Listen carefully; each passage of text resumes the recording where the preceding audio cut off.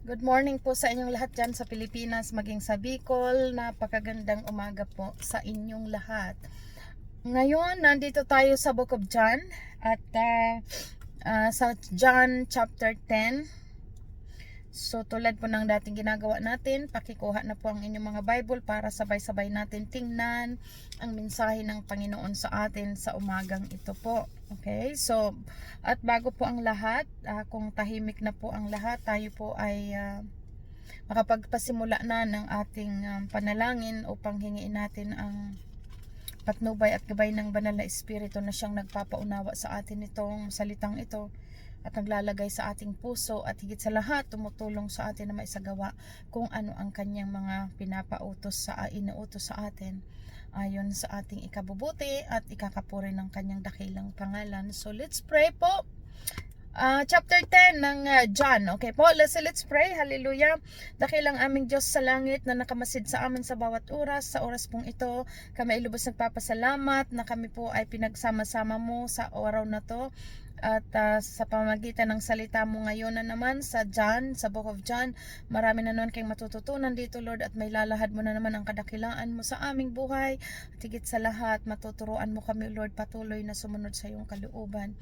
Kaya aming dakilang Diyos na banal, pinasasalamatan ka namin sa banal na Espiritu, pinapupurihan ka namin sa ngalan ng aming Panginoong Heso Kristo. Amen. Okay, ang title po nito ay Ang Tunay na Pastol. Ang sabi dito verse 1, tandaan ninyo ito. Ang pumapasok sa kulungan ng mga tupa nang hindi sa pinto nagdaraan, kundi umaakyat sa di dapat pagdaanan ay magnanakaw at tulisan. Ngunit ang nagdaraan sa pintuan ay siyang pastol ng mga tupa. Pinapapasok siya ng bantay at pinapakinggan ng mga tupa ang kanyang tinig. Tinatawag niya ang kanyang mga tupa sa kani-kanilang pangalan at nilalabas sa kulungan. Kapag nailabas na, siya'y nangunguna sa kanila at sumusunod naman ang mga ito sapagkat kilala nila ang kanyang tinig. Hindi sila sumusunod sa iba kundi patakbong palayo sapagkat hindi nila kilala ang tinig ng iba. Sinabi ni Jesus ang panglalarawang ito ngunit hindi nila naunawaan ang ibig niyang sabihin.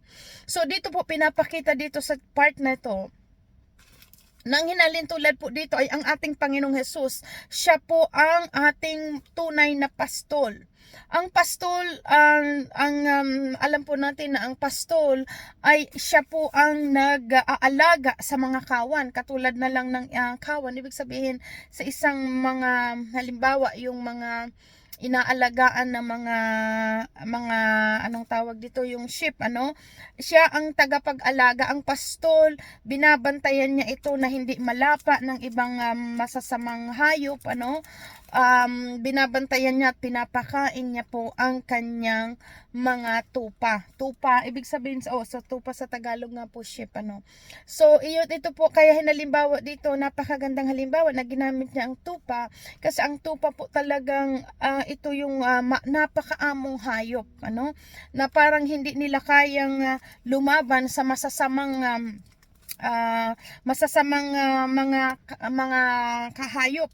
So kaya ito pinahalimbawa dito, ginamit na illustration dito na parang tayo po ito, na kung wala ang tulong ng ating pastol, which is tinutukoy dito ay ang Panginoong Jesus, ang siyang mabuting pastol, at tayo po ang mga tupa. At tulad ng sinabi po dito, sabi dito sabi niya sa verse 14, kapag nailabas na siya mangunguna sa kanila at sumusunod naman ang mga ito pagkat kilala nila ang kanyang tinig. So, kumbaga pinapakita po dito, kapag inilalabas ng isang pastol yung kanyang mga tupa, sumusunod naman yung mga tupa. Pinapakita lang po kasi dito ang patungkol talaga sa Panginoong Jesus, na tayong pinalaya, kumbaga sa makita po natin dito, inillustrate dito, na tayo'y dating mga nakabihag, ibig sabihin, nakabilanggo sa lahat ng gawa ng sanlibutan, subalit nung tayo po ay pinalaya sa pamamagitan ng Panginoong Jesus. Ito po, kumbaga sabi dito, tayo ay sumusunod, naririnig natin ang tinig mula sa Diyos. Kumbaga naandoon yung udyok ng banal na Espiritu Santo na nauunawaan natin na ang tinig na yon ay nanggagaling sa Diyos. Amen? At kaya nga inilalarawan po, basahin ko pong muli sa verse 2. Ngunit ang nagdaraan sa pintuan ay siyang pastol ng tupa. So ibig sabihin, kasi unang pinakita doon sa verse 1, ang dumadaan daw sa hindi pintuan, kundi umaakyat sa di dapat pagdaanan ay magnanakaw at tulisan. So ibig sabihin po, ang mga taong ginagawa ay patago, hindi sa tamang daan, which is isa pang mahalin tulad po natin kasi the only true way, ang tunay na daan ay ang tunay na daan na tinutukoy ng ating pag-aaral ay ang Panginoong Hesus. Kaya po, tinutukoy dito na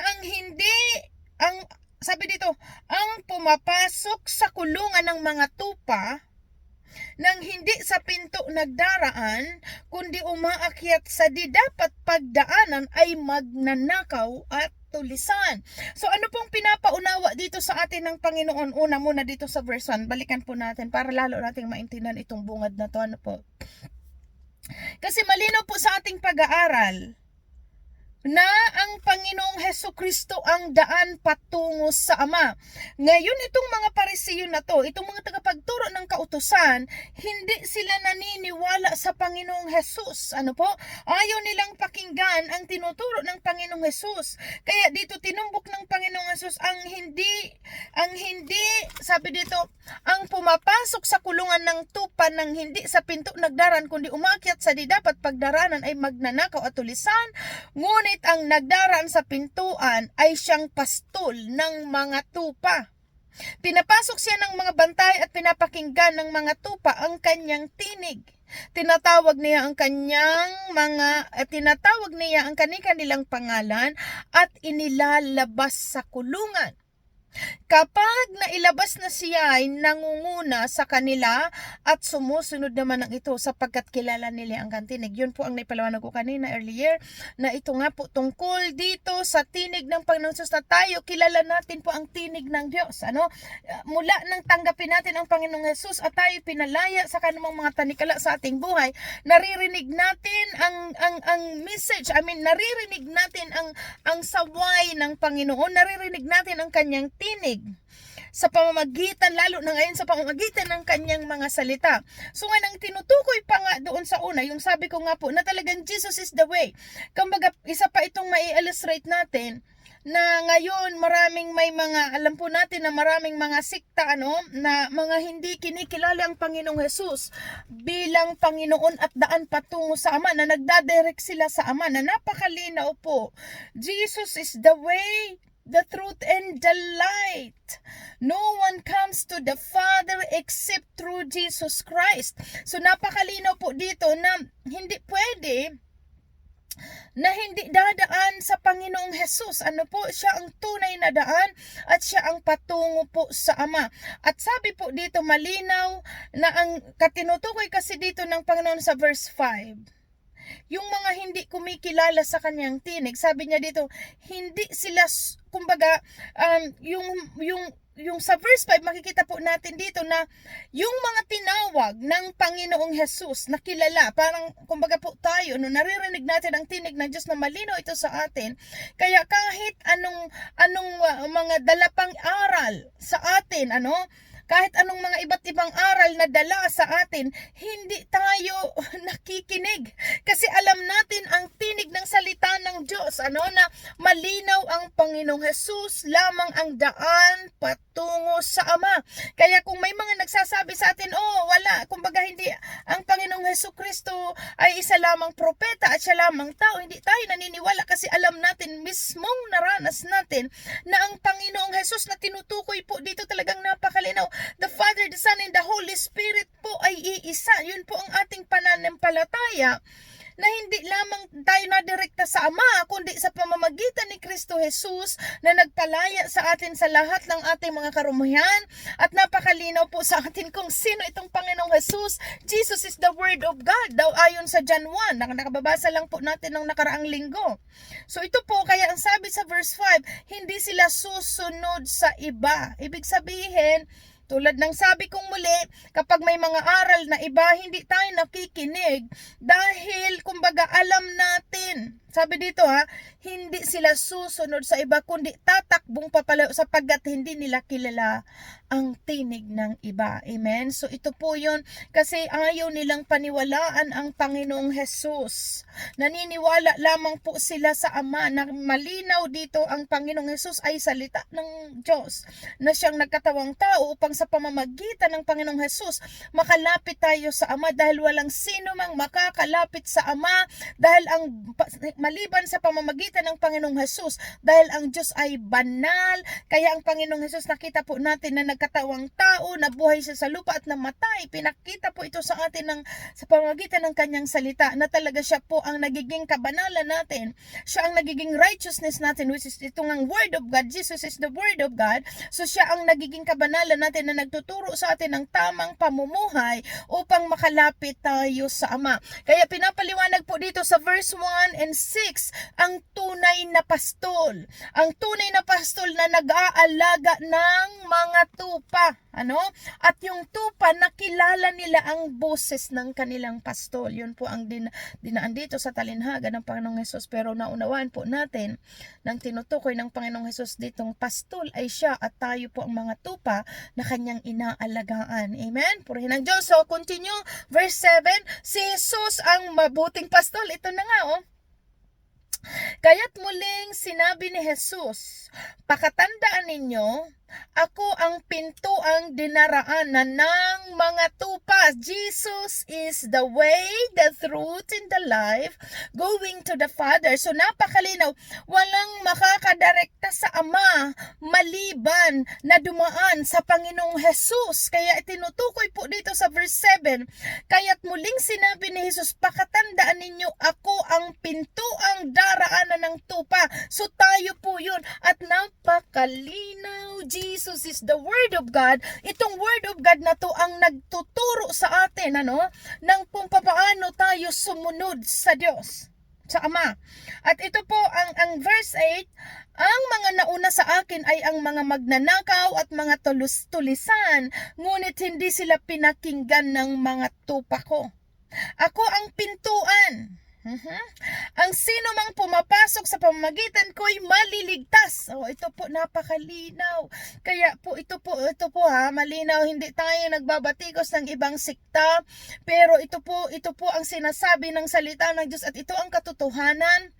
Walang makakapasok sa langit na hindi sa pamamagitan ni Kristo Jesus. Kaya yung mga aral katulad ng naturo dito sa verse 1, may mga taong nangangaral na hindi sila naniwala sa Panginoong Jesus, na naniwala lang sa Ama. Napakalinaw, Jesus is the way. Siya po ang dinaraanan. Hindi sino man makakapunta sa Ama maliban na dumaan sa Panginoong Hesukristo. So napakalinaw po dito. At sabi pa dito, ang mga nauna sa akin ay magnanakaw at mga tulisan, ngunit hindi sila pinakinggan ng mga tupa.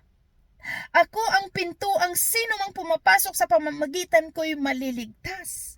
Papasok siya't lalabas at makakatagpo ng pastulan. Ito po yung doon sa sa Psalm 91, the green pasture, Verse 10, dumating ang magnanakaw para lamang magnakaw, pumatay at manira. Naparito ako upang ang mga tao ay magkaroon ng buhay na masaganang lubos. Amen. Purihin ang Diyos. Kato po, naintindihan natin na hindi kahirapan ang binigay sa atin ng Diyos. Kaya lamang po kailangan natin ng may pananalig dahil napakalinaw po dito. Hindi lamang buhay, kundi masaganang lubos. Amen. Verse 11. Ako ang mabuting pastol. Inaalay ng mabuting pastol ang kanyang buhay para sa mga tupa. Which is ginawa ng Panginoong Jesus po yan. Ang upahan ay tumatakas kapag may dumarating na asong gubat. Iniiwanan niya ang mga tupa, palibhasa ay hindi siya pastol at hindi kanya ang mga ito. Ganyan po yun minsan, yung hindi sila nagki-care sa kanilang mga nasasakupan, palibhasa hindi nila yun, kumbaga sa wala yung puso doon, kaya maraming, kumbaga minsan iniiwanan, katulad lang sinasabi doon, iniiwanan ang mga tupa, pero ang Panginoong Hesus, sinalimbawa po dito, siya po ang number one na pinakatunay na pastol, na kahit ang kanyang buhay ay binigay niya para sa atin. Idinusay niya po ang kanyang buhay para sa atin. Kaya sabi dito, kaya't sinusunggapan ng asong gubat ang mga ito at binubulabog. 13, tumatakas siya, palibhasa'y upahan lamang at walang malasakit sa tupa. Yan po yung mga hindi tunay na pastol. Pinapabayaan ang nasasakupang mga tupa. Subalit ang tunay na pastol, halimbawa ng Panginoong Hesus na siya ang tapat at tunay na pastol, na hindi niya iniiwan ang mga tupa. Sabi dito, verse 15, ako ang mabuting pastol. Kung paanong kilala ako ng Ama, at siya'y kilala ko, gayon din naman kilala ko ang aking mga tupa, at ako na may kilala nila. At inialay ko ang aking buhay para sa aking mga tupa. Mayroon akong iba pang mga tupa na wala pa sa kulungang ito. Kinakailangan sila ipasok ko rin at papakinggan nila ang tinig, sa gayon magkakaroon ng isang kawan na may isang pastol. So ito po nakikita po natin sa ibang libro po natin ditong nadaanan, talagang marami pang iniipon hanggang sa bumalik ang Panginoong Hesus, at nakumpleto na ang bilang ng iyon na po ang pagbabalik ng Panginoon. Katulad ng sinasabi dito, na mayroon pa siya pang ibang tupa na wala pa sa kulungang ito. Kaya continuous tayo naghahayo, continuous tayo nagsishare ng Word of God, dahil marami pa po. Katulad ng sabi dito, kailangan makumpleto ang bilang. Hindi natin alam kung kailan, at ang Diyos lamang ang nakakaalam kung kailan na yun. Pero tayo patuloy pa rin humahayo at sinishare ang Word of God, dahil yun po ang pinag-uutos sa atin. Dahil sabi dito, mayroon akong iba pang mga tupa na wala pa sa kulungang ito. Kinakailangan sila'y maipasok ko rin at papakinggan nila ang aking tinig. Sa gayon, magkakaroon ng isang kawan na may isang pastol. Amen? 17, dahil dito'y minamahal ako ng Ama, sapagkat inialay ko ang aking buhay upang ito'y kunin kong muli. Walang makakakuha ng aking buhay kusa ko itong ibinigay. Mayroon akong kapangyarihang ibigay ito, at mayroon akong kapangyarihang kuning itong muli. Ang utos na ito'y tinanggap ko mula sa aking Ama. Tingnan niyo po dito, makakita natin dito sa part ng 17 and 18, na dito pumapasok ang Ama at Anak ay iisa. Amen? Kasi ang Panginoong Hesus, katulad, sabi dito, dahil dito'y minahal ako ng Ama, sapagkat inialay ko ang aking buhay upang ito'y kunin kong muli. So malinaw po sa Bible, malinaw na sino ang bumayi sa Panginoong Hesus. Napakalinaw ang Ama, malinaw din ang Holy Spirit, at malinaw din ditong sinasabi dito na muli kong inialay ko ang aking buhay upang ito'y kunin kong muli. So napakalinaw po dito na talagang itong Ama, Anak at Espiritu Santo po ay iisang tunay. Kasi nabasa natin sa Biblia, ang bumuhay sa Panginoong Hesus ay ang Espiritu ng Diyos, which is true, at bumuhay sa Panginoong Hesus ay kapangyarihan ng Ama, it's true. At dito din uli binanggit ng Panginoong Hesus, inaalay ko ang aking buhay upang ito'y kunin kong muli. So makita po natin dito ang pagiging oneness, the Father, the Son, and the Holy Spirit, na iisa po ang kanilang iisa sila. Tatlong persona na iisa sila sa kanilang kumbaga sa kanilang tawag dito, yung pinapaunawa dito sa atin. At sabi dito, walang makakakuha ng aking buhay kusa ko itong ibinigay. So yung kamatayan po ng Panginoong Hesus, which is, yun yung kalooban ng Ama, diba? Upang magkaroon ng kaligtasan ang lahat. Kaya nga yung salita naging nagkatawang tao upang mabayaran ang mga kasalanan, which is tunay po yun. At malinaw din dito, hindi dahil natalo ang Panginoong Hesus ng mga Pariseo o ng kasamaan kaya siya namatay. Napakalinaw po na inialay niya ang kanyang buhay kasi bago pa siya dumating doon sa pagpapahirap ng mga Pariseo, ng mga Hudyo, nakasaysay na po ang kanyang daraanan. Nakikita po natin, alam ng Panginoong Hesus ang kanyang misyon dito sa lupa. Kaya hindi ito masasabi na, oh, natalo, nasaan yung kapangyarihan ng Diyos? Bakit siya namatay? Bakit hindi niya pinagtanggol ang kanyang sarili? Nakita po natin dito na planado ng Diyos, nakaprogram ng Diyos ang lahat. Namatay ang Panginoong Hesus, hindi ibig sabihin na siya ay natalo ng kadiliman, kundi siya ay namatay dahil kusa niya itong ibinigay upang sa ikatutubos ng ating mga kasalanan. Dahil napakalinaw po maging sa Old Testament, sa bawat pagkakasala ay kailangang may kabayaran. At sa Old Testament makikita natin mga dugo ng hayop ang ibinabayad. Kaya dito po pagdating sa New Testament, pinaunawa sa atin ng salita ng Diyos na ang pagtubos sa atin ay isahan. Tanggapin ni si Kristo sa ating pananalig po sa pananampalataya upang tayo ay matubos sa kasalanan, at yun po ang nangyari sa atin. Kaya napakalinaw po dito na ang buhay na yun ibinigay, idinusay ng Panginoong Hesus at siyang muli ay may karapatang kuning muli. Ibig sabihin na makalinaw po dito, inaalay niya ang kanyang buhay at ito'y kinuha niyang muli. Kumbaga napakalinaw po dito na talagang pumapasok dito ang kapangyarihan ng Diyos Ama, yung Anak at ang Espiritu, sila po ay iisa. Sabi sa 18, walang makakakuha ng aking buhay, kusa ko itong ibinibigay. Mayroon akong kapangyarihang ibigay ito, at mayroon akong kapangyarihang kunin itong muli. Kaya nga siya nabuhay sa pangatlong araw. Amen?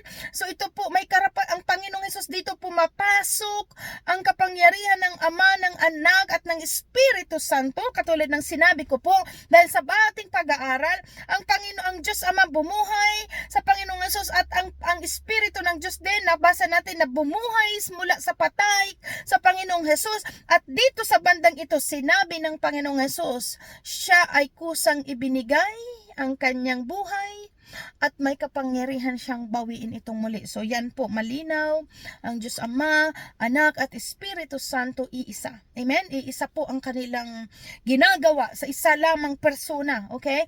At sabi dito, ang utos na ito ay tinanggap ko mula sa aking Ama. Tingnan niyo po, pabasok na naman dito.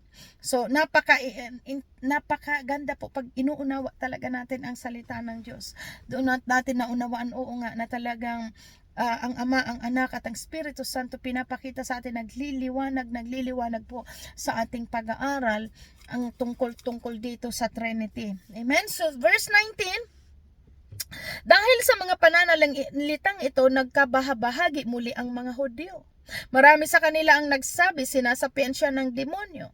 Nababaliw siya, bakit kayo nakikinig sa kanya? Sinabi naman ng iba, hindi makakapagsalita ng ganon ang isang sinasapian ng demonyo.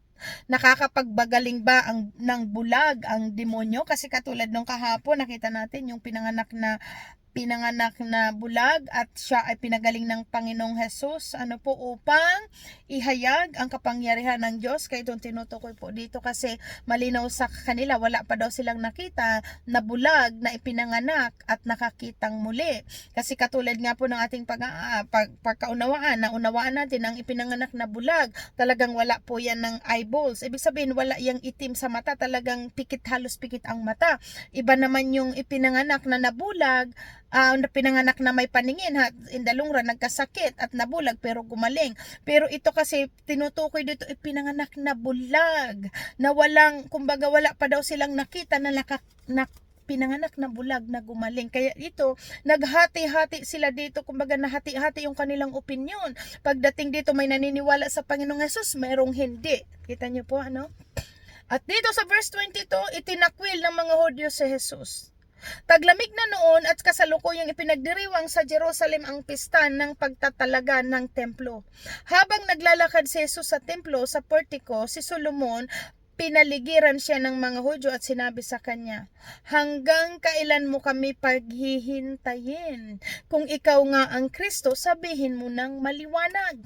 Sumagot si Jesus, sinabi ko na sa inyo, ngunit ayaw niyong maniwala. Ang mga ginagawa ko sa pangalan ng aking Ama ang nagpapatotoo tungkol sa akin, ngunit ayaw ninyong maniwala sapagkat hindi kayo kabilang sa aking mga tupa. Nakikinig sa akin ang aking mga tupa, nakikilala ko sila at sumusunod sila sa akin. Binibigyan ko sila ng buhay na walang hanggan, kailanman hindi sila mapapahamak at hindi sila maagaw sa aking ninuman. Amen po rin ng Diyos po. Ito po yung sinasabi doon na no one can snatch us from the hand of our God. Amen? Walang sino mang makakaagaw sa atin sa kamay ng Diyos. 29. Ang aking Ama na siyang nagbigay sa akin ay lalong dakila sa lahat at hindi sila maagaw ninuman sa aking Ama. At kita niyo po, sa verse 28, siya ang nagsasabi, hindi sila mapapahamak at hindi sila maagaw sa akin ninuman. Kita niyo po, Panginoong Hesus ito nagsasalita. And then sa verse 29, ang aking Ama na siyang nagbigay sa kanila sa akin ay lalong dakila sa lahat at hindi sila maagaw ninuman sa aking Ama. At ito na po ang pinaka-final na linaw sa verse 30, ako at ang Ama ay iisa. Purihin ang Diyos. So yan natin, ito na yung kaliwanagan na kaya ang ginagawa ng Panginoong Hesus ay ang kalooban lamang ng Ama dahil ang Ama at siya ay iisa. Amen? Ito nang linaw po sa verse 30. Ako at ang Ama ay iisa. Verse 31, muling dumampot ng mga bato ang mga Hudyo upang batuhin si Jesus. Kaya't sinabi nila sa kanila, marami akong pinapakita sa inyong mabubuting gawa mula sa Ama. Alin sa mga ito ang dahilan at ako'y inyong babatuhin? Sumagot ang mga Hudyo, hindi dahil sa mabubuting gawa kaya ka namin babatuhin, kundi dahil sa paglapastangan mo sa Diyos, sapagkat ipinapantay mo ang iyong sarili sa Diyos, gayong tao ka lamang. Kita niyo po, hindi talaga nila ito nauunawaan. Tumugon si Jesus, hindi ba nasusulat sa inyong kautusan? Sinabi ko, mga Diyos kayo. Tinawag na Diyos ang mga pinagkakatiwala ng salita ng Diyos. Ibig sabihin, kita niyo po yung Diyos ditong tinutukoy, kasi ang maliit, yung baga saints, tinutukoy dito? Tinawag na Diyos ang mga pinagkakatiwalaan ng salita ng Diyos, which is the Word of God, at hindi maaring ipawalang bisa ang sinasabi ng kasulatan. Ako'y pinili at isinugo ng Ama, paano ninyo ngayon masasabing nilalapastangan ko ang Diyos dahil sa sinasabi kong ako ang anak ng Diyos? Kung hindi ko ginagawa ang pinapagawa ng aking Ama, huwag ninyo akong paniwalaan. Ngunit kung ginagawa ko ang mga ito, paniwalaan ninyo ang aking mga gawa kung ayaw man ninyong maniwala sa akin. Sa gayon, matitiyak ninyong nasa akin ang Ama at ako ay nasa Ama. Amen. Ulitin ko po, napakaganda na. 38. Ngunit kung ginagawa ko ang mga ito pong tinutukoy ng Panginoon Hesus, kung ginagawa niya ang kalooban ng Ama, kahit pakinggan po natin. Ngunit kung ginagawa ko ang mga ito, paniwalaan ninyo ang aking mga gawa kung ayaw man ninyong maniwala sa akin. Sa gayon, matitiyak ninyong nasa akin ang Ama at ako'y nasa Ama. Kaya tinangka na naman nilang dakpin si Jesus, ngunit natakasan niya sila. Muling pumunta si Jesus sa ibayo ng Jordan sa puok na dating pinagbautismo ni Juan, na natili siya roon at maraming lumapit sa kanya. Sinabi nila, walang ginawang himala si Juan, ngunit totoo ang lahat ng sinabi niya tungkol sa taong ito. At doon maraming sumampalataya kay Jesus. Purihin ang Diyos. So ngayon, pinakita po sa atin dito, una, ang nakita po natin dito sa chapter 10, walang makakapunta sa Ama direkta maliban sa Panginoong Jesus. Dadaan tayo, kumbaga malinaw dito, daan tayo sa Panginoong Jesus, which is yun po ang nangyari. Kaya tinutukoy sa verse 1, yung mga pastol na hindi kumbaga, yung mga pastol na hindi dumadaan sa Panginoong Jesus, tinutukoy po kasi dito, yung mga pastol, o let's say may mga tagapagturo ng kasulatan o kautusan na hindi naniniwala sa Panginoong Jesus. Yun po daw, malinaw dito. Sila ay mga tulisan. Sabi dito, sila ay mga magnanakaw at tulisan. So, ibig sabihin, hindi sila tunay, na pastol. Kasi ang tunay na pastol ay dumaraan sa daan. Ibig sabihin, ang daan, at sinabi dito, ang tunay na daan ay ang Panginoong Jesus, which is true, that siya ang daan patungo sa Ama. Walang makakapunta po sa Ama. Kaya kung may mga nagsasabi sa kanila na kita niyo po sabi dito, kung mga hindi, kumbaga tayo, alam natin na talagang naintindihan natin na kailangan dumaan sa Panginoong Jesus bago makalapit sa Ama. Kaya dito hindi tayo nakikinig sa mga aral ng iba na wala na, kumbaga hindi pinapaniwala ng Panginoong Jesus, na ang pinapaniwalaan lang nila ay Diyos Ama.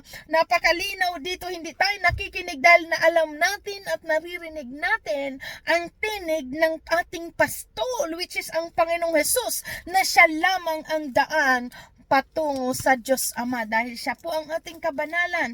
Ang Panginoong Jesus ay ang salita ng Diyos na nagkatawang tao at na siyang nagtuturo sa atin, sa igbibigay ng instruction sa ating pamumuhay at sa kapangyarihan ng Espiritu Santo nating tinanggap.